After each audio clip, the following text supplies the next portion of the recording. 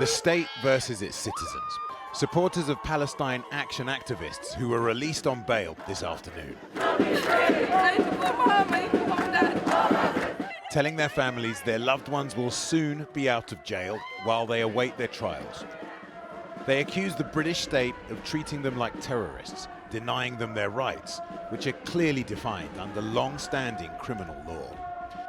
Until today, many of the so-called Filton 24 had been on remand for over a year and a half, more than double the statutory limit of 182 days.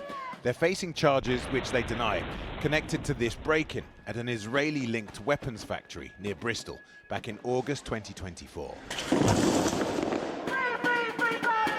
A judge this morning bailed all but one. Their families say they should have been let out months ago.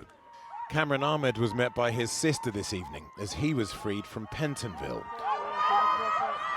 She feared she might never see him again after he went on hunger strike. When he went into hospital, because we didn't have no contact with him, I was afraid he was going to have a sudden cardiac arrest and we would never know. We didn't know if the prison would even phone us to tell us that he's passed away, or we would have to find out in another heinous way. Scenes of jubilation and relief were repeated across the country as more and more of the Filton 24 were bailed. Finn Collins was released this afternoon from Elmley Prison in Kent. He'd never been charged with a crime before this. His stepmother is furious. It's been incredibly traumatic. It's been a horrific experience. None of this should ever have been happening in the first place. And then to hold people in prison for 18 months for trying to stop a genocide is outrageous. All of the defendants have now been found not guilty of the most serious charge, aggravated burglary. Most still face charges of violent disorder and criminal damage.